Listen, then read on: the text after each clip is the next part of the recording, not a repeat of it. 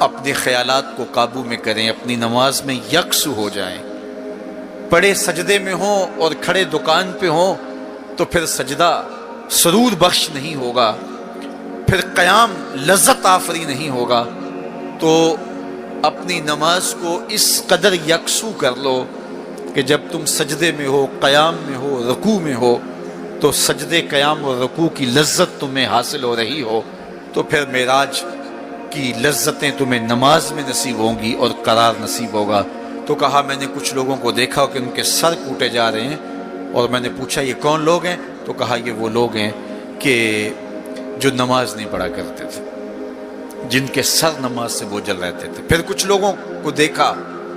معراج کی شب، فرماتے ہیں کہ ان کے آگے اور پیچھے چیتھڑے بندھے ہوئے ہیں اور وہ کانٹے دار جھاڑیاں تھوہر کھا رہے ہیں، گرم پتھر چاٹ رہے ہیں اور کھا رہے ہیں۔ تو میں نے پوچھا کہ یہ کون بد نصیب لوگ ہیں؟ تو کہا یہ وہ لوگ ہیں جو اپنے مال کا صدقہ نہیں دیا کرتے تھے۔ مال کی زکوٰۃ نہ ادا کرنے والے سخت عذاب میں مبتلا ہوں گے اور اللہ کے قہر و غضب کا شکار ہوں گے۔ اور پھر فرمایا میں نے ایسے لوگوں کو بھی دیکھا کہ جن کے سامنے انواع و اقسام کے کھانے پڑے ہوئے ہیں، اچھے تازہ اور خوشبودار ماکولات موجود ہیں، لیکن وہ ان کو نہیں لے رہے، بلکہ بدبودار سڑا ہوا گوشت کہیں پڑا ہے اور وہ اس کو اٹھا اٹھا کے کھا رہے ہیں۔ تو مجھے حیرت ہوئی، تو میں نے جبریل سے پوچھا کہ یہ کون بد نصیب لوگ ہیں کہ ان کے سامنے بھنا ہوا تازہ گوشت موجود ہے، خوشبودار گوشت موجود ہے، لیکن یہ اس بدبودار اور متعفن میں ہاتھ مار رہے ہیں۔ تو کہا یہ آپ کی امت کے وہ بد نصیب لوگ ہیں کہ جن کو پاک طاہر اور پاکیزہ بیویاں میسر تھیں، لیکن اس کے باوجود وہ ناپاک عورتوں کے بستروں پہ راتیں بسر کرتے تھے۔ دور موجود کے اندر برائی اور بدی تیزی کے ساتھ پھیلتی چلی جا رہی ہے، اور جدید ذرائع ابلاغ نے، جس میں سوشل میڈیا پیش ہے، آنکھوں سے حیا تو چھین ہی لیا ہے، خیالوں کی پاکیزگی تو چھین ہی لی ہے، عصمت کے جوہر پر اتنی تیزی سے یہ آلات حملہ آور ہیں کہ اپنی نئی نسلوں کو بچانا اور ان کی حفاظت کرنا بہت ضروری ہو گیا ہے۔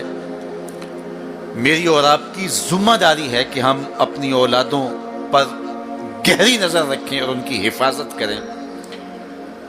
چونکہ اگر عصمت کا جوہر محفوظ نہ رہا تو پھر پلے کچھ بھی نہیں رہا، اگر آبرو سلامت نہیں رہی تو پھر پلے کچھ بھی نہیں رہا۔ قیامت کے دن ان لوگوں کو اس صورت کے اندر لایا جائے گا کہ وہ یہ غلیظ کھانے کھا رہے ہوں گے، اور ذلت اور رسوائی کی وہ زندگی ان کو سہنا پڑے گی اور اللہ کے قہر و غضب کا شکار ہونا پڑے گا۔ اپنی خلوت کو اور اپنی جلوت کو پاکیزہ رکھنے کی کوشش کرو اور اللہ کی رضا اپنا مقصود زندگی بنا لو۔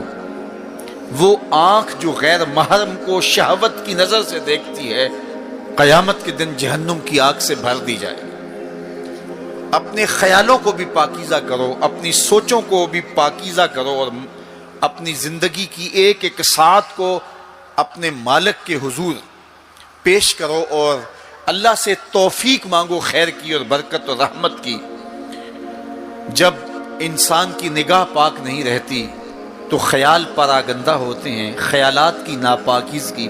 اس کی عصمت کے جوہر پہ حملہ آور ہوتی ہے،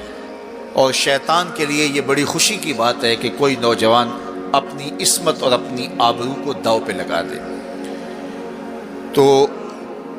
دور موجود کے اندر یہ فتنہ تیزی کے ساتھ بڑھتا چلا جا رہا ہے، اس میں ہماری معاشرت کی ناہمواریاں اور جدید ذرائع ابلاغ اور قرب قیامت کی وجہ سے فتنوں کا آسمان سے بارش کی طرح برسنا ہے، لیکن